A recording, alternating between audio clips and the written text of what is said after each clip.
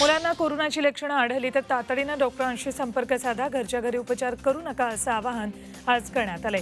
तिसऱ्या लाटेमध्ये लहान मुलांना धोका उद्भवू शकतो अशी शक्यता लक्षात घेऊन राज्य सरकारनं तयारी केली आहे। त्यासाठी आज मुख्यमंत्र्यांच्या अध्यक्षतेखाली बालरोग तज्ज्ञांच्या टास्क फोर्सकडून मार्गदर्शन करणं सुरू आहे। पुण्यात अनोखं स्पेशल कोरोना चाइल्ड सेंटर सुरू केले। पुणे महापालिका आणि सामाजिक संस्थांच्या माध्यमातून राज्यातलं पहिलं कोविड सेंटर साकारण्यात आलंय। मनोरंजनाच्या दृष्टीने वेगवेगळे उपक्रम इथे राबवण्यात येणार आहेत।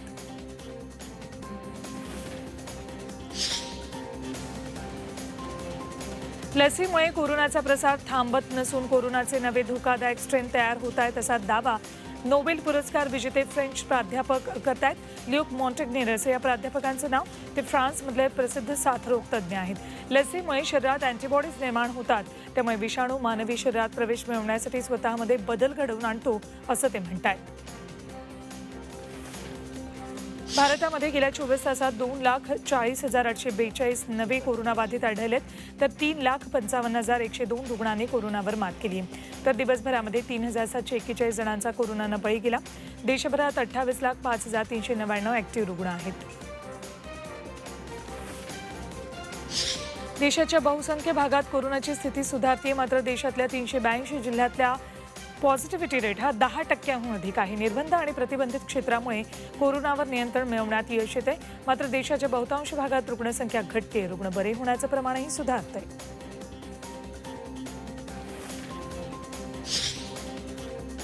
मुंबईत कोरोनाची दुसरी लाट नियंत्रणात आली। रुग्ण दुपटीचा कालावधी 320 दिवसांपार गेलाय। रोज 30,000 चाचण्या होत आहेत। रुग्णसंख्या नियंत्रणात आहे। गेल्या 10 दिवसात रुग्ण दुपटीचा कालावधी 6 महिन्यांनी वाढलाय। बीकेसी कोविड सेंटरमधून आतापर्यंत एकूण 21,000 रुग्ण कोरोनामुक्त होऊन घरी परतलेत। बीकेसी जम्बो कोविड सेंटरच्या कामगिरीचं गानसम्राज्ञी लता मंगेशकर यांनीही कौतुक केलं होतं। सद्यस्थितीत बीकेसी कोविड रुग्णालयामध्ये 30 वैद्यकीय सल्लागार, 18 MBBS डॉक्टर, 15 BAMS डॉक्टर आणि 93 BHMS डॉक्टर नेमले आहेत। नाशिकमध्ये दुसऱ्या लाटेत 24 तासात निचांकी रुग्ण नोंदवलेत। हा दर 8% खाली आहे। शहर आणि ग्रामीण भागात 24 तासात फक्त 500 रुग्ण वाढलेत, पण मृत्यूदर काही कमी होत नाहीये। 24 तासात 58 जणांचा बळी गेलाय। आठवडाभरात सरासरी 40 जणांचा मृत्यू होतोय। पिंपरी चिंचवडमधल्या ज्ञानप्रबोधिनी शिक्षण संस्थेचे 100 कर्मचारी स्वयंसेवक गेले काही दिवस कोरोना रुग्णांना मदत करत आहेत। संस्थेनं यासाठी सेवा वाहिनी हा उपक्रम सुरू केला आहे।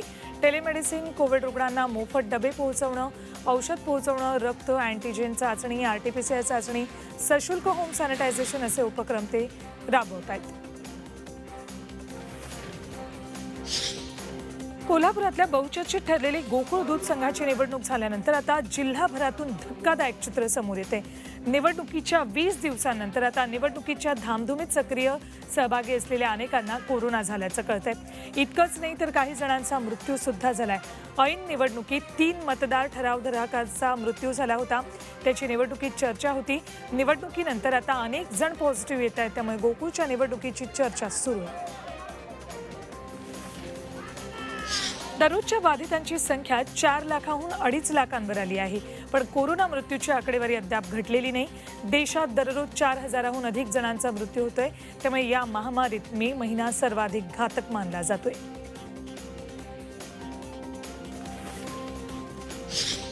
बीडच्या आष्टी कोविड सेंटरमध्ये कामात कुचराई केल्यामुळे एका डॉक्टरसह 7 जणांना कार्यमुक्त केले। जिल्हा आरोग्य अधिकारी डॉक्टर RB पवार यांनी पहाटे अचानक कोविड सेंटरला भेट दिली, त्यावेळी उपचार घेत असलेले रुग्ण बाहेर फिरताना आढळले। डॉक्टर, परिचारिका उपचाराकडे दुर्लक्ष करत आहेत, वॉर्ड बॉय स्वच्छता करत नाहीत अशा तक्रारी जिल्हा आरोग्य अधिकाऱ्यांकडे आल्या होत्या। सातारा जिल्ह्यात मंगळवारपासून पुन्हा कडक लॉकडाऊन लावण्यात आलाय। 25 मे ते 1 जून या काळात भाजीपाला, फळ मार्केट, किराणा विक्री, त्यानंतर उपाहारगृह, बार, लॉज सर्व प्रकारची दुकानं बंद राहणार आहेत। दूध संकलन केंद्र केवळ सकाळी 2 तास खुली राहतील। पेट्रोल केवळ अत्यावश्यक सेवेतल्या लोकांसाठी उपलब्ध होणार आहे। आरोग्य सेवेशी निगडीत सर्व सेवा सुरू राहणार आहेत। नाशिक जिल्हा प्रशासनानं कठोर निर्बंध जाहीर केले। 23 मे पर्यंत लॉकडाऊन जाहीर केला होता। हे निर्बंध रात्री 12 वाजेपासून शिथिल होणार आहेत। मात्र यामध्ये राज्याचे निर्बंध वगळता काही निर्बंध जिल्हा प्रशासनानं कायम ठेवलेत। यामध्ये भाजी मंडई, हॉटेल्ससाठी परवानगी नाकारण्यात आली।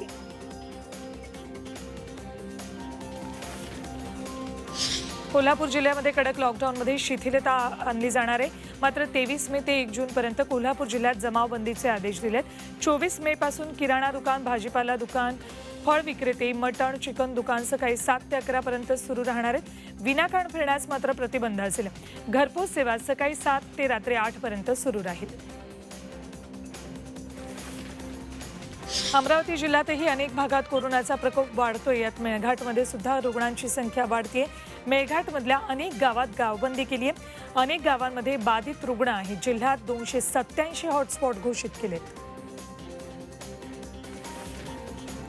अमरावतीमध्ये लॉकडाऊनमध्ये आजपासून शिथिलता देण्याचा निर्णय घेण्यात आलाय।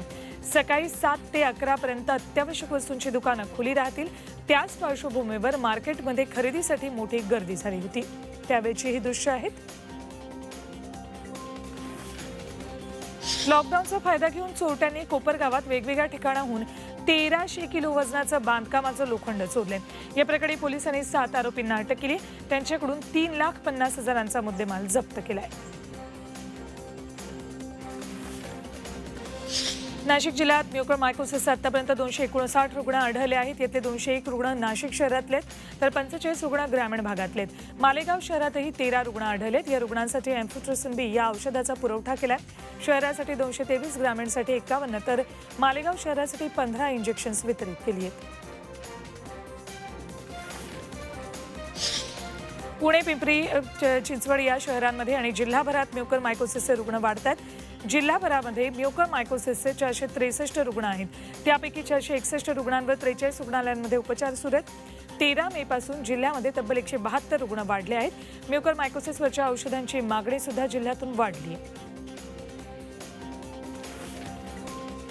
देशभरात सध्या परिस्थितीत म्युकरमायकोसिसचे 8,848 रुग्ण आहेत। एकट्या गुजरातमध्ये 2,281 रुग्ण आहेत तर त्याखालोखाल 2,000च्या आसपास रुग्ण महाराष्ट्रात आहेत। देशातले 60% रुग्ण गुजरात, महाराष्ट्र आणि आंध्र प्रदेशात आहेत। रुग्णसंख्येच्या आधारावर राज्य आणि केंद्रशासित प्रदेशांना एम्फोटेरेसिन बीच्या 23,680 अतिरिक्त बाटल्या वितरित केल्या आहेत। धुळे जिल्ह्यात महापालिका आणि नगरपालिका क्षेत्रात लॉकडाऊनमध्ये बदल करण्यात आलाय। सकाळी 7 ते 11 ऐवजी सकाळी 9 ते 1 दरम्यान जीवनावश्यक वस्तूंची दुकानं खुली राहतील। ग्रामीण भागात पूर्वीप्रमाणेच दुकानं सुरू राहतील। नियम मोडणाऱ्यांवर कारवाई होईल। जलसंपदा मंत्री जयंत पाटील यांच्या अहमदनगर दौऱ्यावर शिवसेना खासदार सदाशिव लोखंडे यांनी आक्षेप घेतलाय। पाटील यांच्या दौऱ्यात जमावबंदी आदेशाचं उल्लंघन झाल्याची तक्रार करत त्यांनी कारवाईची मागणी केली आहे।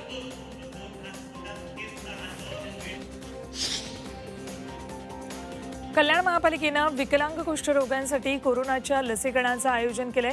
समाजातील या घटकांसाठी लसीकरण अभियान राबवणारी कल्याण डोंबिवली मनपा ही राज्यातली पहिलीच महापालिका ठरली आहे। 150 विकलांग नागरिकांना यावेळी कोरोना लस देण्यात आली। विकलांग कुष्ठरोग्यांना कोविड केंद्रावर येता येणं शक्य नसल्यानं केडीएमसी प्रशासनानं थेट त्यांच्याच अंगणात हे लसीकरण केंद्र नेलं। मुंबईत आज कोणत्याही लसीकरण केंद्रावर लसीकरण झालं नाही। मुंबई महापालिकेनं ही माहिती दिलेली आहे। मुंबईत उद्याच्या लसीकरणाबाबत उद्याच माहिती दिली जाणार आहे। त्यामुळे आज लसीकरण केंद्रावर नागरिकांनी गर्दी करू नये असं आवाहन सकाळपासून केलं जात आहे। पुण्यातली लसीकरण केंद्रांवर नव्या नियमांमुळे होत असलेला गोंधळ काही केल्या कमी होत नाहीये। 45 वर्षापुढच्या नागरिकांना लस दिली जात असली तरी केंद्रावर लस घेण्यासाठी येणाऱ्यांची संख्या मोठ्या प्रमाणात घटली। तर फ्रंटलाईन वर्कर सुद्धा 20%च लस मिळणार असल्यानं पहाटे 5 वाजल्यापासूनच केंद्रावर रांगा लावून उभे आहेत। वाशिम जिल्ह्यातल्या कामरगावमध्ये लसीकरण केंद्रावर गर्दी होतीये। दुसऱ्या डोससाठी नागरिक गर्दी करतात। केंद्रावर मर्यादित साठा येतोय। तासनतास उभं राहण्यापेक्षा नागरिकांनीच नवी शक्कल शोधली। चप्पल बोटांची टोकन पद्धत लोक राबवतात। दुसरा डोस केंद्रावर मिळणार अशी माहिती मिळताच मजुरीची कामं सोडून लोक लसीकरणासाठी पहाटेपासून हजर आहेत। देशात आणि सरकारी कार्यालयांमध्ये लसीकरणाला केंद्र सरकारनं मंजुरी दिली आहे। कंपन्या आता थेट रुग्णालयांच्या सहकार्यानं ऑफिसेसमध्ये लसीकरण करू शकणार आहेत। लसीकरणासाठी थेट लस उत्पादकांकडून त्यांना लस विकत घ्यावी लागणार आहे।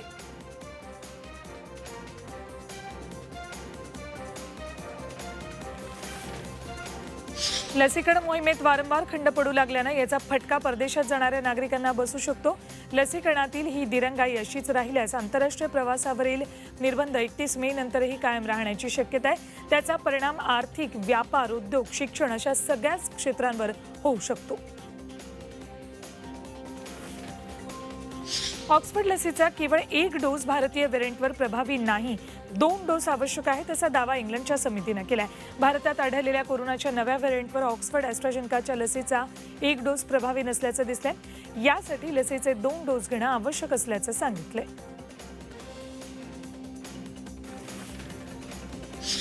नव्या शैक्षणिक वर्षात उच्च शिक्षणामध्ये ऑनलाईन आणि ऑफलाईन शिक्षण पद्धतीचा अवलंब करावा अशी शिफारस यूजीसीनं केली आहे. यूजीसीच्या तज्ज्ञ समितीनं याबाबत मार्गदर्शक सूचनांचा आराखडा तयार केलाय. 21व्या शतकातील आवश्यक कौशल्य शिकण्यासाठी मिश्र शिक्षण पद्धत महत्त्वाची असून त्याची काळजीपूर्वक अंमलबजावणी होणं आवश्यक असल्याचं यात स्पष्ट केलंय.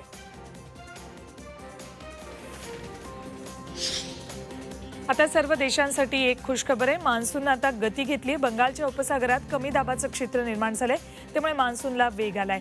एकाच दिवसात मान्सूनचे वारे श्रीलंकेपर्यंत दाखल झाले. बंगालच्या उपसागराचा बहुतांश भाग मान्सूननं व्यापला आहे. राज्याच्या अनेक भागात पुढील 4 दिवस पावसाचा इशारा देण्यात आलाय. मध्य महाराष्ट्र आणि कोकणात पुढील 4 दिवस पावसाचा अंदाज हवामान विभागानं वर्तवलाय. मध्य महाराष्ट्रातल्या पुणे, नगर, नाशिक, कोल्हापूर, सातारा, सांगली, सोलापूर या जिल्ह्यात तर कोकणामध्ये रत्नागिरी, सिंधुदुर्ग आणि रायगडमध्ये पावसाची शक्यता आहे. तिकडे वाशिम जिल्ह्यात काही ठिकाणी रात्रीपासून अवकाळी पाऊस सुरू आहे. जिल्ह्यात सर्वत्र ढगाळ वातावरण आहे. या पावसामुळे उकाड्यानं त्रस्त नागरिकांना दिलासा मिळाला. मात्र खरीपाचा हंगाम अवघ्या काही दिवसांवर येऊन ठेपलाय, त्यामुळे शेतकऱ्यांना शेतीची मशागत करताना अडचण येत आहे. रायगड जिल्ह्यामध्ये ढगाळ वातावरण आहे, तर अलिबाग तालुक्यामध्ये पावसाच्या सरी कोसळल्यात. मान्सूनपूर्व पाऊस सुरू झालाय, त्यातच तौटकीनं घरांची पडझड झाली. त्यामुळे नुकसान झालेल्या घरांची कामं करण्यासाठी शिवाय पावसाळ्यापूर्वीच्या कामांचं साहित्य खरेदीसाठी म्हणून लॉकडाऊनमधून दुकानांना वगळलं आहे. त्याचा नागरिकांना दिलासा मिळालाय. बातमी मुंबईकरांसाठी. पावसाळ्यातले 18 दिवस धोक्याचे आहेत.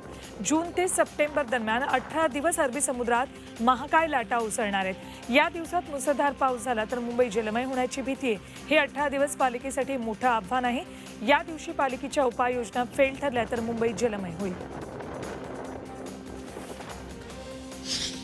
बंगालच्या उपसागरात तयार होत असलेलं यास चक्रीवादळ अधिक धोकादायक होण्याचा इशारा हवामान खात्यानं दिलाय. 26 मे रोजी संध्याकाळी वादळ ओडिशा किंवा पश्चिम बंगालच्या किनाऱ्याला धडकण्याची शक्यता आहे. एनडीआरएफच्या 65 टीम पूर्व किनारपट्टीवर रवाना केल्या आहेत, तर 20 टीम स्टँड बाय ठेवल्या आहेत. वादळाच्या पार्श्वभूमीवर अनेक रेल्वे गाड्या सुद्धा रद्द केल्या आहेत. तौत्की चक्रीवादळामुळे बुडालेल्या बाज P305 वरच्या मृतांचा आकडा 66 वर गेलाय. 18 जणांची अजून ओळख पटलेली नाही. ओळख न पटलेल्या मृतदेहांचे नमुने जतन करण्यात आलेत. नौदलाच्या शोधकार्यात अजून कॅप्टन राकेश बल्लव सापडलेले नाहीत. पोलिसांच्या नोंदीनुसार ते अजून बेपत्ता आहेत. बुडालेला हा तराफा नौदलानं साईट सोनारच्या साह्यानं शोधून काढलाय. रायगडमध्ये 2 दिवसात 8 मृतदेह आढळले. ते मृतदेह P305 बाजवरच्या कर्मचाऱ्यांचे असू शकतात. ओळख पटवण्यासाठी ONGCचं पथक आणि बेपत्ता कर्मचाऱ्यांचे नातेवाईक रायगडमध्ये येत आहेत. मुरुड किनारी शुक्रवारी रात्री 1, शनिवारी अलिबाग तालुक्यात नवगावमध्ये 2, तर आवाज दिघोडीत प्रत्येकी 1 मृतदेह सापडलाय. त्यानंतर शनिवारी संध्याकाळी किहीम किनारी 3 मृतदेह सापडले.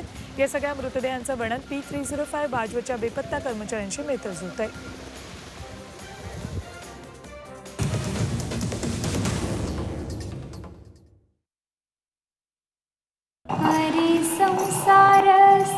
बहिणाबाईंची जात्यावरची ओवी म्हणजे